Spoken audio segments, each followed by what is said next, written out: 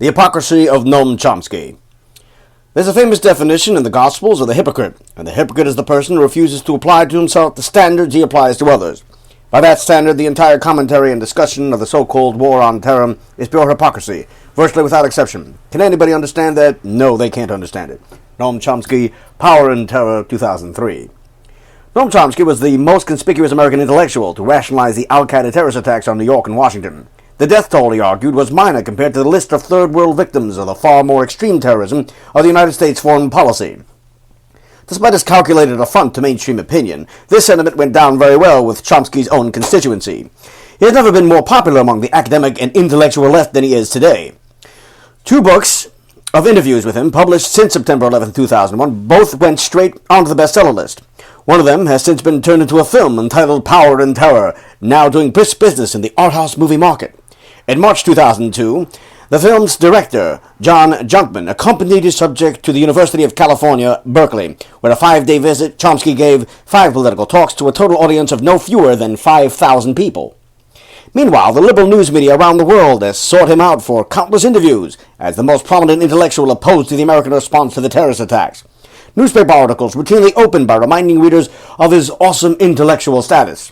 A profile headlined, "Conscience of a Nation," in the English daily The Guardian declared, Chomsky ranks with Marx, Shakespeare, and the Bible as one of the 10 most quoted sources in the humanities, and is the only writer among them still alive. The New York Times has called him arguably the most important intellectual alive. Chomsky has used his status, originally gained in the field of linguistics, to turn himself into the leading voice of the American left. He is not merely a spokesman. His own stance has done much to structure left-wing politics over the past 40 years. Today, when actors, rock stars, and protesting students mount anti-American slogans for the cameras, they are very often expressing sentiments they have gleaned from Chomsky's voluminous output. Hence, to examine Chomsky's views is to analyze the core mindset of contemporary radicalism, especially in the variety that now holds so much sway in the academic arts communities. Chomsky has been a celebrity radical since the mid-1960s, when he made his name as an anti-Vietnam War activist.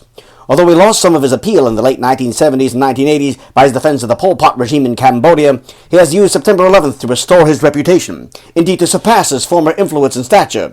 At 74 years of age at the time of this writing, he is today the scion of the American and much of the world's intellectual left. He is, however, an unconventional academic radical. Over the past 30 years, the left in the humanities has been smitten by high theory, especially neo-Marxist, feminist, and postmodernist philosophy out of Germany and France. Much of this material was arcane enough in its own language, but in translation it elevated obscurantism to a badge of prestige. It inundated the humanities with relativism, both in the epistemology and moral philosophy.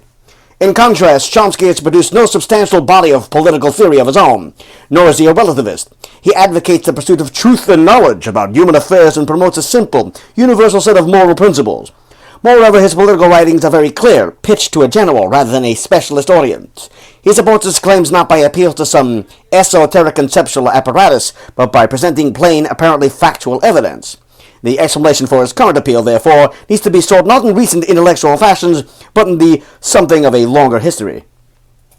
Chomsky is the most prominent intellectual remnant of the New Left of the 1960s. In many ways, he epitomized the New Left and its hatred of America, a country he believed, through its policies, both at home and abroad, had descended into fascism. In his most famous book of the 60s, American Power and the New Mandarins, Chomsky said what America needed was a kind of denazification. Of all the major powers in the 60s, according to Chomsky, America was the most reprehensible. Its principles of liberal democracy were a sham. Its democracy was a 4-year dictatorship, and its economic commitment to free markets was merely a disguise for corporate power.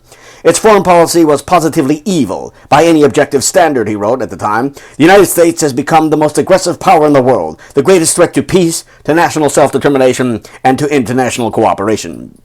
As an anti-war activist, Chomsky participated in some of the most publicized demonstrations, including the attempt, famously celebrated in Norman Mailer's Armies of the Night, to form a human chain around the Pentagon. Chomsky described the event as tens of thousands of young people surrounding what they believed to be the most hideous institution on this earth. This kind of anti-Americanism was common on the left at the time, but there were 2 things that made Chomsky stand out from the crowd.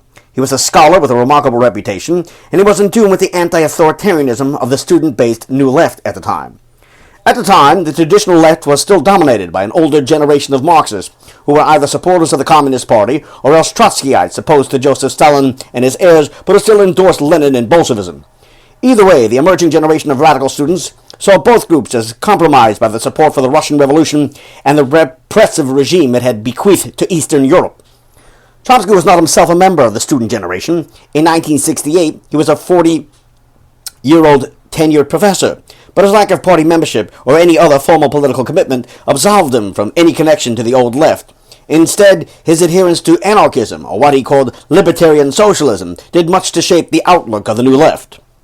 American Power and the New Mandarins approvingly quotes the 19th century anarchist Mikhail Bakunin, predicting that the version of socialism supported by Karl Marx would end up transferring state power not to the workers but to the elitist cadres of the Communist Party itself.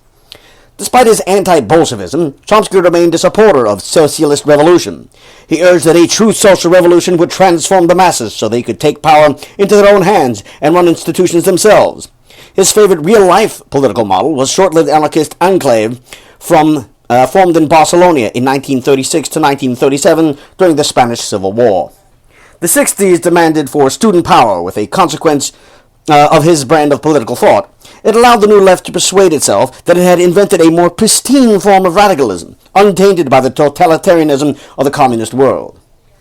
For all his in-principle disdain of communism, however, when it came to the real world of international politics, Chomsky turned out to endorse a fairly orthodox band of socialist revolutionaries.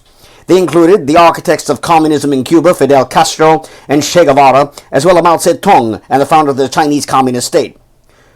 Chomsky told a forum in New York in December 1967 that in China one finds many things that are really quite admirable. He believed the Chinese had gone some way to empowering the masses along lines endorsed by his own libertarian socialist principles, end quote. Quote, China is an important example of a new society in which very interesting and positive things happen at the local level, in which a good deal of collectivization and communization was really based on mass participation, and took place after a level of understanding had been reached in the peasantry that led to this next step, end quote. When he provided this endorsement of what he called Mao Zedong's relatively livable and just society, Chomsky was probably unaware he was speaking only 5 years after the end of the Great Chinese Famine of 1958 to 1962, the worst in human history. He did not know, because the full story did not come out for another 2 decades, that the very collectivization he endorsed was the principal cause of this famine, one of the greatest human catastrophes ever, with a total death toll of 30 million people. Nonetheless, if he was generally aloof from totalitarianism as the political principles proclaimed, the track record of communism in the USSR, which was then widely known to have faked its statistics of agricultural industrial output in the 1930s, when its own population was also suffering crop failures and famines, should have left this anarchist a little more skeptical about the claims of the Russians' counterparts in China. In fact, Chomsky was well aware of the degree of violence the communist regimes had routinely directed at the people of their own countries. At the 1967 New York Forum, he acknowledged both the mass slaughter of landlords in China and the slaughter of landlords in North Vietnam that had taken place once the communists came to power. His main objective, however, was to provide a rationalization for this violence, especially that of the National Liberation Front, then trying to take control of South Vietnam. Chomsky revealed he was no pacifist. Quote, I don't accept the view that we can just condemn the NLF terror. Period. Because it was so horrible. I think that we really have to ask the questions of comparative costs, ugly as that may sound. And if we are going to take a moral position on this, and I think we should, we have to ask both what the consequences were of using terror and not using terror. If it were true that the consequences of not using terror would be that the peasantry in Vietnam would continue to live in the state of the peasantry of the Philippines, then I think the use of terror would be justified. It was not only Chomsky who was suckered into supporting the maelstrom of violence that characterized the communist takeovers in Southeast Asia. Almost the whole of the 1960s New Left followed. They opposed the American side and turned Ho Chi Minh and the Viet Cong into romantic heroes. When the Khmer Rouge took over Cambodia in 1975, both Chomsky and the New Left welcomed it. And when the news emerged of the extraordinary event that immediately followed, the complete evacuation of the capital, Phnom Penh, accompanied by reports of widespread killings, Chomsky offered a rationalization similar to those he had provided for the terror in China and Vietnam. There might have been some violence, but this was understandable under conditions of regime change and social revolution.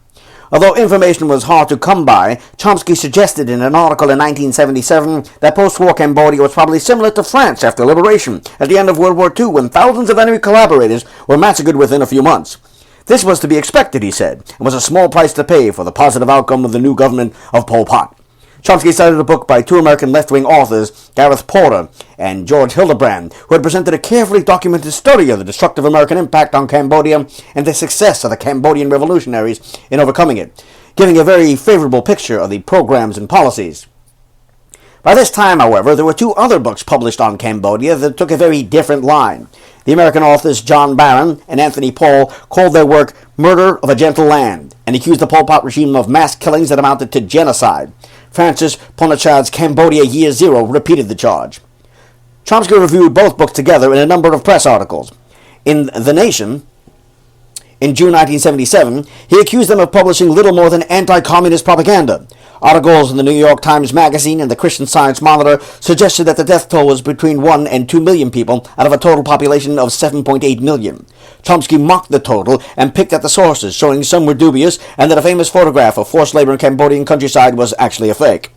He dismissed the Barron and Paul book partially because it had been published by Reader's Digest and publicized on the front page of the Wall Street Journal, both of them notorious anti-communist publications, and partially because they had omitted to report the views of journalists who had been to Cambodia but not witnessed any executions. Porchard's book, however, was harder to ignore. It was based on the author's personal experience in Cambodia from 1965 until the capture of Phnom Penh, extensive interviews with refugees, and reports on Cambodian radio. Moreover, it had been favorably reviewed by left-wing authors in the New York Review of Books, a publication for which Chomsky himself had often written. Chomsky's strategy was to undermine Ponachad's book by questioning the credibility of his refugee testimony. Acknowledging that Ponachad gives a grisly account of what refugees have reported to him about the barbarity and the treatment at the hands of the Khmer Rouge, Chomsky said, "We should be wary of extreme unreliability of refugee reports." He wrote, quote, "Refugees are frightened and defenseless at the mercy of alien forces. They naturally tend to report what they believe their interlocutors wish to hear. While these reports must be considered seriously, care and caution are necessary. Specifically, refugees questioned by Westerners or Thais have a vested interest in reporting atrocities on the part of Cambodian revolutionaries, an obvious fact that no serious reporter will fail to take into account." In 1980, Chomsky expanded this critique into the book After the Cataclysm, co-authored with his longtime collaborator Edward S. Herman. Substantially about Vietnam, Laos, and Cambodia. The great majority of its content was a defense of the position Chomsky took on the Pol Pot regime. By this time, Chomsky was well aware that something terrible had happened. "The record of atrocities in Cambodia is substantial and often gruesome," he wrote. "There can be little doubt that the war was followed by an outbreak of violence, massacre, and repression." He mocked the suggestion, however, that the death toll might have reached more than 1 million, and attacked Senator George McGovern's call for military intervention to halt what McGovern called a clear case of genocide. Instead, Chomsky commended authors who apologized for the Pol Pot regime. He approvingly cited their analysis that the forced march of the population out of Phnom Penh was probably necessitated by the failure of the 1976 rice coup. If this were true, Chomsky wrote, "The evacuation of Phnom Penh, widely denounced at the time, and since for its undoubtedly brutality, may actually have saved many lives." Chomsky rejected the charge of genocide, suggesting that, quote, "The deaths in Cambodia were not the result of systematic slaughter and starvation organized by the state, but rather attributable in large measure to peasant revenge, undisciplined military units, out of government control, starvation and disease that are direct consequences of U.S. war or other such factors." After the Cataclysm also presented a much more extended critique of refugee testimony. Chomsky revealed his original 1977 source, for this had been Ben Kiernan, at the time an Australian graduate, student, and apologist for the Pol Pot regime, who wrote in the Maoist-inspired Melbourne Journal of Politics. What Chomsky avoided telling his readers, however, was that well before 1980, the year after the Cataclysm was published, Kiernan himself had recanted his position. Kiernan had spent much of 1978 and 1979 interviewing 500 Cambodian refugees in camps inside Thailand. They persuaded him they were actually telling the truth. He also gained a mass of evidence from the new Vietnamese-installed regime. This led him to write a mea culpa in the Bulletin of Concerned Asian Scholars in 1979. This was a left-wing journal frequently cited by Chomsky, so he must have been aware that Kiernan wrote this. He also wrote, quote, "There can be no doubt that the evidence also points clearly to a systematic use of violence against the population by the chauvinist section of the revolutionary movement that was led by Pol Pot. Yet in After the Cataclysm, Chomsky does not acknowledge this at all." Kiernan later went on to write The Pol Pot Regime, Race, Power, and Genocide under the Khmer Rouge 1975 to 1979, a book now widely regarded as the definitive analysis of one of the most appalling episodes in recorded history. In the evacuation of Phnom Penh in 1975, tens of thousands of people died. Almost the entire middle class was deliberately targeted and killed, including civil servants, teachers, intellectuals, and artists. No fewer than 68,000 Buddhist monks out of a total of 70,000 were executed. 50% of urban Chinese were murdered. Kernan argues for a total death toll between April 1975 and January 1979 of 1.67 million out of 7.89 million, or 21% of the entire population. This is proportionally the greatest mass killing ever inflicted by a government on its own population in modern times, probably in all of history. Chomsky was this regime's most prestigious and most persistent Western apologist. Even as late of 1988, when they were forced to admit in the book Manufacturing Consent that Pol Pot had committed genocide against his own people, Chomsky and Herman still insisted they had been right to reject the journalists and authors who had initially reported the story. The evidence that became available in 1979, they maintained, did not retrospectively justify the reports they had criticized in 1977. They were still adamant that the United States, who they claimed started it all, bore the brunt of the blame. In short, Chomsky still refused to admit how wrong he had been over Cambodia. Chomsky has persisted with this pattern of behavior right to this day. In his response to September 11th, he claimed that no matter how appalling terrorist actions the United States had done worse, he supported his case with arguments and evidence just as empirically selective and morally duplicitous as those used to defend the Pol Pot regime. On September 12, 2001, Chomsky wrote, "The terrorist attacks were major atrocities. In scale, they may not reach the level of many others. For example, Clinton's bombing of the Sudan with no credible pretext, destroying half its pharmaceutical supplies and killing unknown numbers of people." This Sudanese incident was an American missile attack on the Al-Sharifa pharmaceutical factory in Khartoum, where the CIA suspected Iraqi scientists were manufacturing the nerve agent VX for use in chemical weapons contracted by Saddam Hussein regime. The missile was fired at night so that no workers would be there and the loss of innocent life would be minimalized. The factory is located in an industrial area, and the only apparent casualty of the time was the caretaker. While Chomsky drew criticism for making such an odious comparison, he was soon able to flesh out his case. He told a reporter from Salon.com that rather than an unknown number of deaths in Khartoum, he now had credible statistics to show there were many more Sudanese victims than those killed in New York and Washington. That's one bombing, according to estimate made by the German embassy in Sudan and Human Rights Watch, probably led to tens of thousands of deaths, he said. However, this claim was quickly rendered suspect. One of his two sources, Human Rights Watch, wrote to Salon.com the following week, denying it had produced any such figure. Its communications director said, "In fact, Human Rights Watch has conducted no research into civilian deaths as a result of U.S. bombing in Sudan and would not make such an assessment without careful and thorough research mission on the ground." End quote. Chomsky's second source had done no research into the matter either. He was Werner Daum, German's ambassador to Sudan from 1996 to 2000, who wrote in the Harvard International Review summer 2001. Despite his occupation, Daum's article was anything but diplomatic. It was largely an anti-American tirade criticizing the United States international human rights record, blaming America for the 1980s Iran-Iraq War, and holding it responsible for the purported deaths of 600,000 Iraqi children as a result of post-1991 economic sanctions. Nonetheless, his comments on the death toll from the Khartoum bombing were not as definitive as Chomsky intimated. Daum wrote, quote, "It is difficult to assess how many people in this poor African country died as a result of the destruction of the Al-Sharifa factory, but several tens of thousands seem a reasonable guess. The factory produced some of the basic medicines of the World Health Organization list, covering 20 to 60% of Sudan's market and 100% of the market for intravenous liquids. It took more than 3 months for these products to be replaced with imports," he writes. Oh, I guess that means 10,000 deaths immediately, right off the bat. Now, it's hard to take seriously Daum's claim that this guess was in any way reasonable. He said there was a 3-month gap between the destruction of the factory and the time it took place to replace its products with imports. This seems an implausibly long interval to ship pharmaceuticals, but even if true, it's fanciful to suggest that several tens of thousands of people would have died in such a brief period.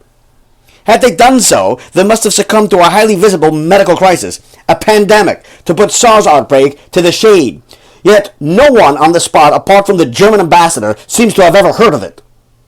Anyone who makes an internet search of the reports from the Sudanese operations of several Western aid agencies, including Oxfam, Médecins Sans Frontières, and Norwegian People's Aid, who have been operating in this region for decades, will not find any evidence of an unusual increase in the death toll at the time. Instead, their major health concern, then and now, has been how the Muslim Marxist government in Khartoum was waging civil war by bombing the civilian hospitals of its Christian enemies in the south of the country. The idea that tens of thousands of Sudanese would have died within 3 months from a shortage of pharmaceuticals is implausible enough in itself. That this could have happened without any of the aid organizations noticing or complaining is simply unbelievable. Hence, Chomsky's rationalization for the September 11th attacks is every bit as deceitful as his apology for the Pol Pot regime and his misreading of the Cambodian genocide. It is the responsibility of the intellectuals to speak truth and expose lies, Chomsky wrote in a famous article in the New York Review of Books in February 1967. This was not only a well-put and memorable statement, but was also a good indication of its principal target. Most of his adult life has been spent in the critique of other intellectuals who he claims have not fulfilled their duty. The central argument of American power and the new mandarins is that the humanities and social sciences had been captured by a new breed of intellectuals. Rather than acting as Socratic freethinkers, challenging received opinion, they have betrayed their calling by becoming servants of the military-industrial state. These interests of these new Mandarin class, he argued, had turned the United States into an imperial power. Quote, the mentality of the colonial civil servant, persuaded by the benevolence of a mother country and its correctness of its vision of the world order, has convinced that he understands the true interest of the backwoods peoples whose welfare he is to administer, end quote. Chomsky named the academic fields he regarded as the worst offenders: psychology, sociology, systems analysis, and political science, and held up some well-known practitioners, including Samuel Huntington of Harvard, and among the worst examples. The Vietnam War, Chomsky explained, was designed and executed by the new mandarins. In itself, Chomsky's identification of the emergence of a new type of academically trained official was neither original nor radical. Similar critiques had been made of the same phenomenon in both Western and Eastern Europe for some time. Much of his critique had been anticipated in the 1940s in a book from the other end of the political spectrum. Friedrich von Hayek's book, Road to Serfdom, which identified the social engineers of the welfare state as the greatest internal threat to Western liberty. Chomsky offered a leftist version of the same idea, writing, quote, there are dangerous tendencies in the ideology of the welfare state intelligentsia who claim to possess the technique and understanding required to manage our post-industrial society and to organize the international society dominated by the American superpower. Yet at the very time he was making this critique, Chomsky himself was playing at social engineering on an even grander scale. As he indicated in his report in 1967 for the collectivization and communization of Chinese and Vietnamese agriculture, which is to turn terror and mass slaughter, he had sought the calculated recognition of traditional societies.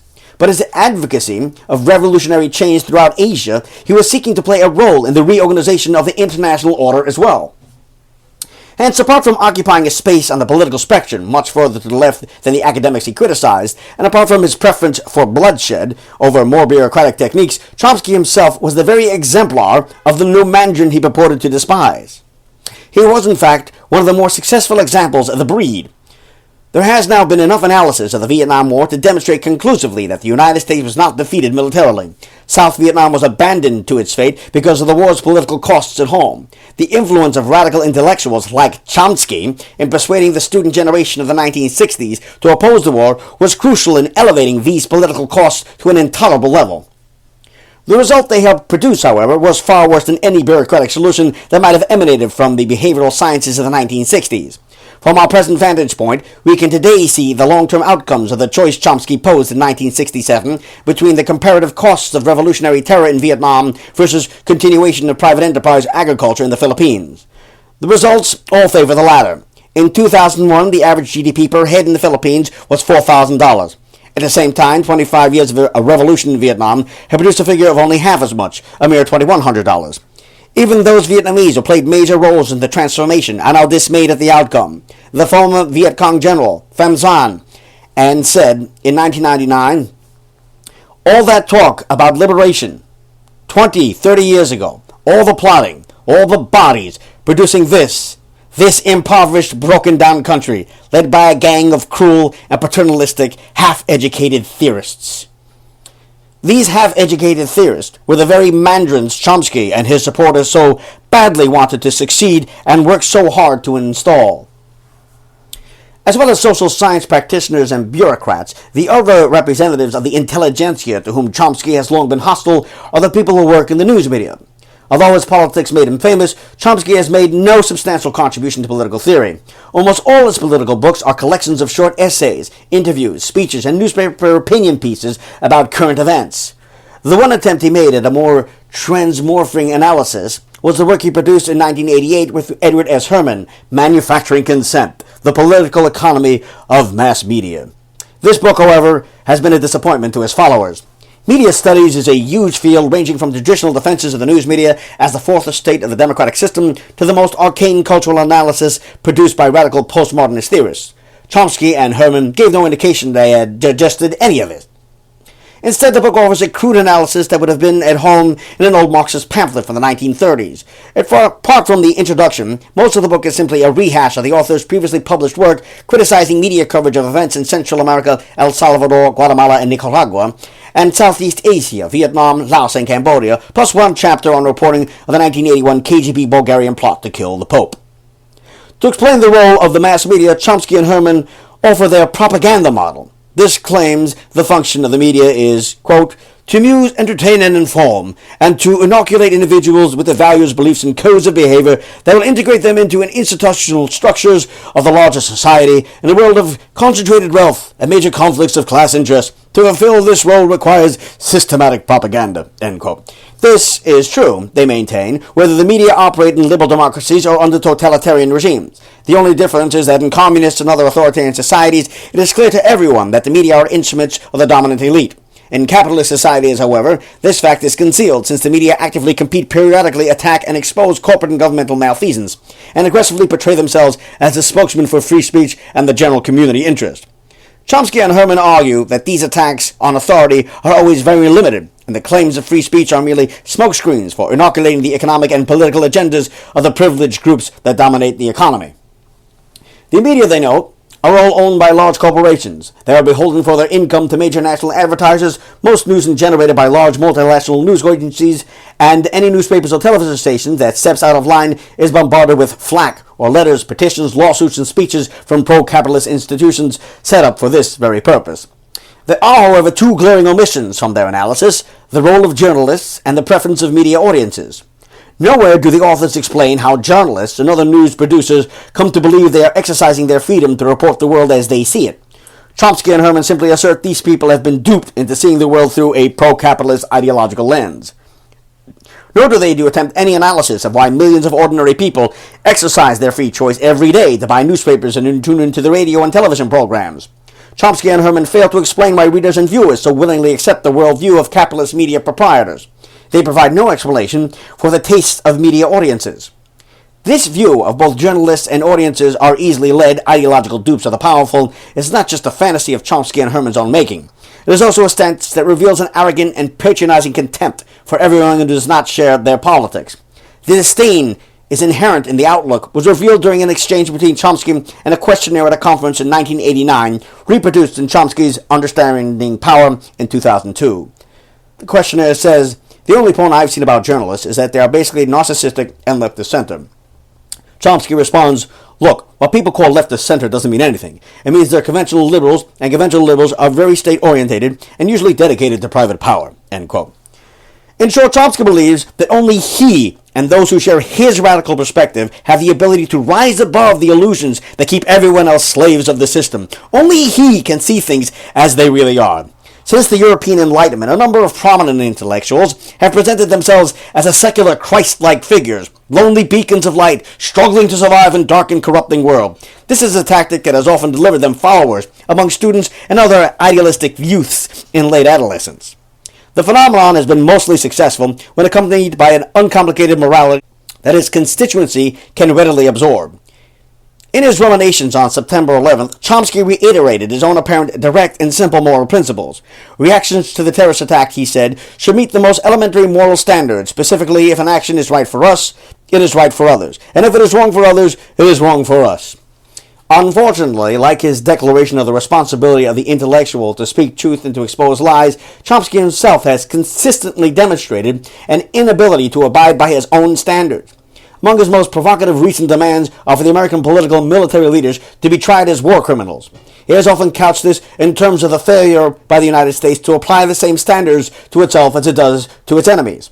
For instance, America tried and executed the remaining World War II leaders of Germany and Japan, but failed to try its own personnel for the war crime of dropping the atomic bomb on Japan.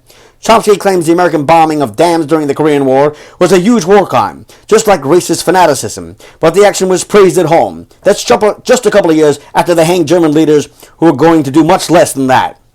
The worst current example, he claims, is American support for Israel.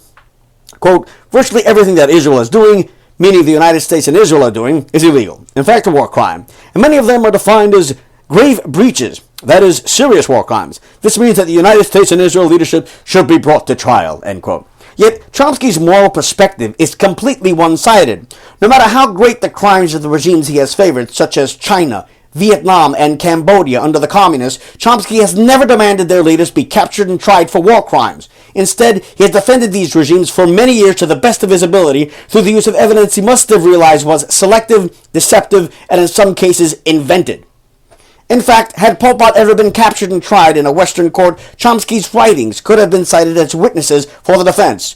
Were the same to happen to Osama bin Laden, Chomsky's moral rationalizations in his most recent book, almost any crime, a crime in the street, a war, whatever it may be, there's usually something behind it that has elements of legitimacy, could be used to plead for a lighter sentence.